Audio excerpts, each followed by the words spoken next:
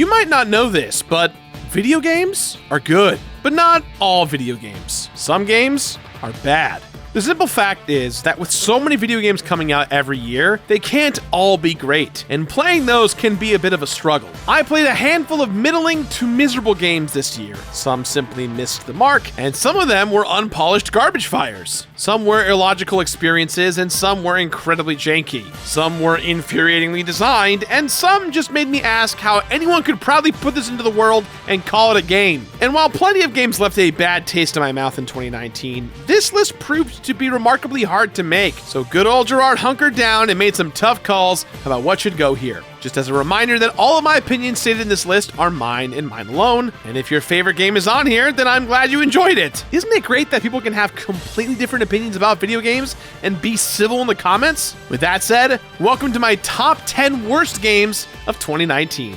Let's begin.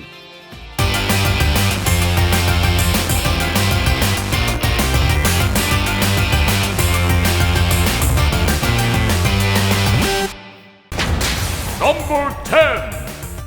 So sometimes games can get boring after playing them after a while. What starts out very strong soon loses steam. Take, for example, Marvel Ultimate Alliance 3. When I first started playing this game, I loved all of the characters and awesome combos, but being a completionist, I wanted to max out all my characters and do everything humanly possible, and that's when the game became a gross grind, and then I just stopped playing, and that's never good. Now, some of you may be surprised because this game also appeared on my top 10 Switch exclusives so far list, and well, I have two thoughts on that. One, the list was exclusive so far, and so that list already has changed. And two, that just goes to show how strong this year was for games. A game that I actually had fun with made it on my worst list. And as a reminder, this list goes from most disappointing games to the absolute worst games of the year. So, go figure. Number 9. One of my favorite things to do with a group of friends is playing a horror game and try to get through it together as a team. It makes the games completely engulfing and an absolute blast. Just some friends, some scares, and sometimes some alcohol. I was stoked to hear that the developers behind Until Dawn were coming out with a new game. And although Until Dawn was the perfect recreation of a truly schlocky horror film, Mon of Medan took itself too seriously, and that was its biggest stumble. This game has a lot less personality than Until Dawn, and being on a lone, boring boat leaves a lot to be desired. Another rusting room? No way. Not only that, but Mon of Medan had a lot of graphical issues that resulted in failing QuickTime events, which is the main gameplay aspect of this game. The thing that made me most upset was that instead of making my friends and I scream in glee, we instead got frustrated with each other, and that's not nearly as fun. And this game is one of those games where it's incredibly unclear what choices will lead to what options. So, if your friend sucks, you lose. Here I am playing this character and working my ass off to make sure that we live, and my character gets nuked off. Kinda sucks. However, I still have hope. Mon of Medan was the start of a series called the Dark Pictures Anthology. That means more of these kinds of games are coming, and hopefully that gives Supermassive Games a chance to further refine their formula. Number 8. When it comes to games exclusive to the Xbox, not many come to mind. The first one people think of is usually Halo or possibly Gears of War. But one franchise that people forgot about for a while was the Crackdown series. These first two games were fun, crazy, and some of the best sandbox experiences on the 360. And well, after a bunch of delays, Crackdown 3 finally came out this year, and the reception was just a resounding, As a sequel, Crackdown 3 didn't really bring anything new to the table. While this may not be a big deal for games that are a couple of years apart, it becomes a big deal when the games are 9 years apart. The only major change that was promised was a completely destructible environment. This was changed to only be in the multiplayer mode and not the main game. However, the biggest disappointment was with how bland Crackdown 3 felt compared to its predecessors. The previous games had a lot of personality, with grimy streets populated with people. Crackdown 3 has a lot more visual polish, but that polish shined away a lot of the cool details that made the game feel unique. Essentially, I wanted spaghetti and meatballs, and all I got were noodles. They were well-cooked noodles, but not quite the same. Number 7. Do you ever have this thing where you're interviewing someone for a job or a position, and on paper they look great, but then when you see them in action, It's not quite what you'd expect. This is very much true of the game Left Alive. Left Alive was published by Square Enix and featured character and mech designs by the artist behind the Metal Gear Solid series. And it takes place in the Front Mission universe, a series filled with walking tanks called Wanzers. How could this be bad? Well, it's a stealth game that doesn't focus too much on stealth. There are a ton of combat sections that are god-awful. It feels incredibly stiff and gets frustrating when ammo is scarce, and enemies can take a lot of bullets. And when you do have to move around stealthily, enemies can see you from an insane distance away, forcing combat to take place, meaning you're gonna waste even more bullets. And a lot of this means you're gonna be dying a lot. There aren't that many checkpoints, so if you die, you'll be going back a long ways. Not only that, but the game looks like crap. It looks more like an early PS3 title than a late PS4 game. The name of the game is Left Alive, and after playing it, I really wish it was Right Dead. Number 6. Nostalgia is a powerful tool. It's one of the reasons why so many video games are inspired to look or feel retro. However, there is a very thin line between retro and outdated. Eternity: The Last Unicorn falls under the latter. Eternity: The Last Unicorn is an action RPG that looks and plays terrible. The combat is sluggish and takes forever, while the graphics are similar to games found on the PS2 or the original Xbox. In fact, there are PS1 games that look better than this. The worst part has got to be the camera. Void Studios, the developers, claims that the game features a fixed camera system reminiscent of old school games.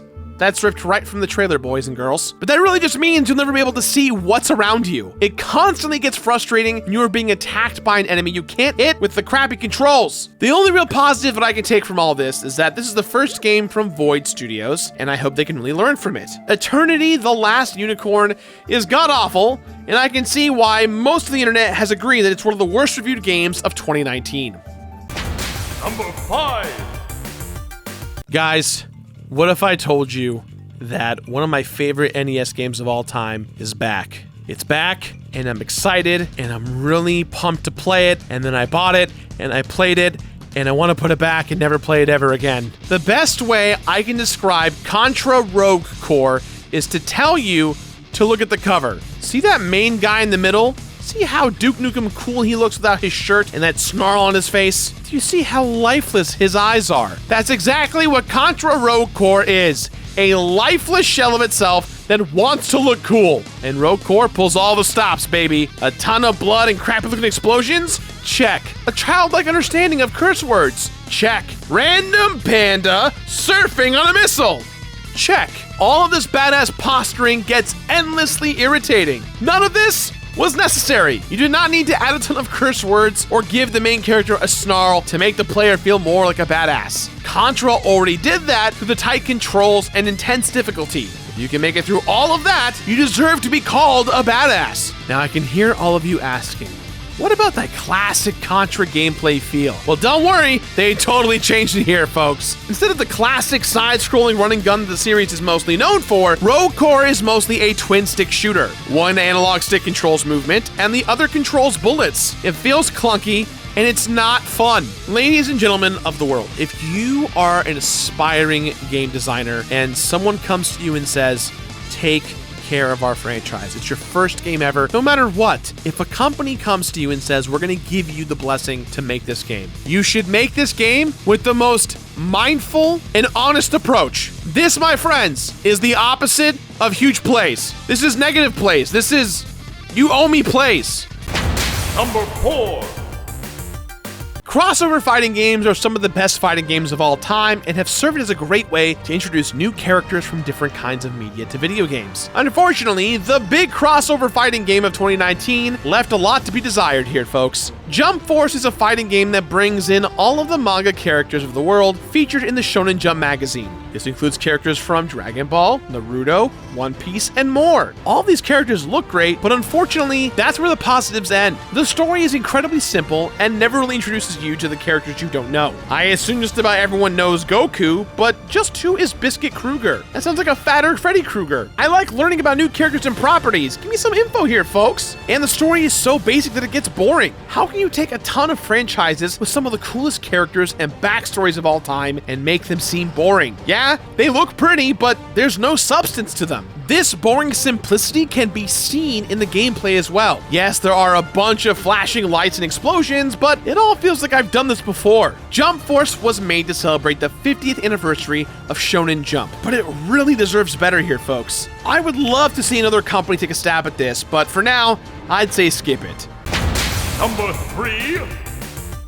All right, it's time to face the music here, folks. You all know I love Nintendo. I am seen as a Nintendo influencer or YouTuber in the space. I have gotten some incredible opportunities from Nintendo. I was in the Mario Maker 2 Invitational this year at E3. I am very close with those guys, and I love seeing how they expand or reimagine their franchises across the board. But what I don't love is when they overreach, and that's exactly what they've been doing for the last few years with their mobile game division. Obviously, with titles like Animal Crossing Pocket Camp, Dragalia Lost, and Fire Emblem Heroes, they've already established the gacha aspect of the mobile game community at large. And this year, they continued the tradition, the introduction of games like Dr. Mario World and Mario Kart Tour. Now, both these games feature relatively strong gameplay, and that's a great positive. Dr. Mario World is the puzzle game we all know and love, but flipped in terms of pill direction and the fact that you can play as different doctors and have assistant characters from the Mario universe to help you knock out viruses. Mario Kart Tour takes the kart racing we all love, but tosses a combo and score mechanic on top of an already addictive and frenzied experience. So where do these games go wrong?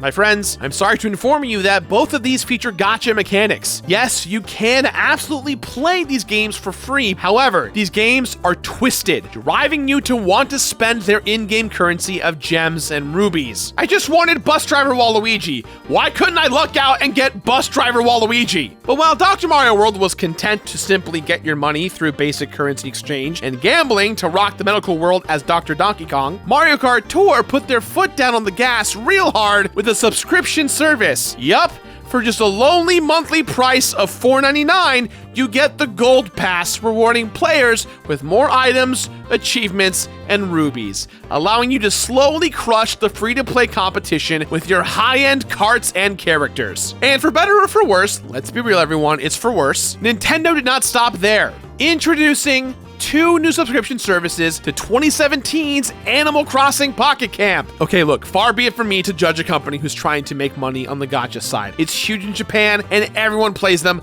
I get it. But I'm gonna throw a little bit of shade here. I thought your mascot was Mario.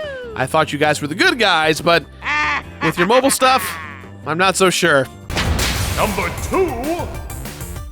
All right, there are a lot of reasons for a game to get on this list. They could play horribly, be annoying, or kind of flat out morally corrupt. But for number 2, I have chosen a game that has me disappointed in almost every single way possible. Anthem was supposed to be the big new game series. The E3 trailer was absolutely gorgeous, showing off incredible detail and amazing environments. And what we got was completely different. The actual game showed a massive drop in quality. There were less than half the amount of people on screen, and the attention to detail was almost completely gone. It looked like a completely different game, and the story wasn't helping either. Anthem was developed by BioWare, a studio famous for its epic storytelling in games like Dragon Age and Mass Effect. Instead, all of the characters felt boring, and I couldn't connect to the plot at all. Not only that, but instead of a unique gaming experience, BioWare just gave us another third-person shooter with a lot of unnecessary loot grinds and Iron Man-like mechanics. Now, throughout the year, BioWare has been making a ton of updates to try and remedy a lot of this, but I think the damage may have been done, folks. Anthem was pitched as something epic that had never been done before, but instead, we got a Destiny clone with kind of No Man's Sky promises. Number 1. Now, most of the games on my list this year simply didn't meet expectations. They either had a lot of hype built up and failed to match it, or came from established franchises that were better in the past. However, there was no game that was shockingly bad to me as WWE 2K20. Now here's the deal, guys. I love wrestling. I love the WWE. I love the AEW. I have been a massive wrestling fan since I was a kid, and I love wrestling games. I play them all the time. But I think we all can agree that the 2K games, when it comes to WWE, have been really bad the last few years. And this one may have taken the cake. I think the reason why I was so shocked was that my expectations were already pretty low. I just wanted to pick some of my favorite wrestlers up and have a good old-fashioned slobber knocker. Unfortunately, this game is just like Matt Hardy. Broken. All right, so normally when a game runs and looks this poorly, this is from a small company that didn't have the manpower to pull this off. But this is from 2K Games. They've been doing this for a while. Now here's the deal, I am aware that originally the developers who worked on this game left to go work on a different game and kind of screwed this whole thing over. But don't you think that at that point you should just pull the plug on the whole project? Just stop! Save the money, save the embarrassment! This is a yearly franchise that's gonna keep coming out. Just counterbalance it correctly. WWE 2K20 is missing a ton of features from the previous games, and the wrestling feels incredibly unsatisfying. This is a wrestling game where it's not fun to wrestle. How do you mess that part up? That being said, it's a lot of fun to watch some of these insane glitches in a Mystery Science Theater 3000 kind of setting. But that, my friends, does not mean that anyone should buy this game. This game represents the rock bottom for all of WWE wrestling games. It was stone cold dead and made all of mankind worse for existing. It was a total shocker when I played it. It took me to the edge of my sanity. I am miserable for playing this game. I have seen a lot of bad games this year, but I cannot think of any as bad as WWE 2K20. And with that, I am finally done talking about this game, and I am making terrible wrestler puns because that's more entertaining than anything I found in this fucking game. And that, my friends, was my top 10 worst games of 2019. I know this list is not that controversial. I know that it shares a lot online with you guys out there, but let me know what yours are in the comments down below. And hey, once again, just a big thank you from the bottom of my heart from everyone here at the show. We appreciate your support, and we cannot wait for this upcoming year. That's it. That's all, you guys, and we'll see you all next time.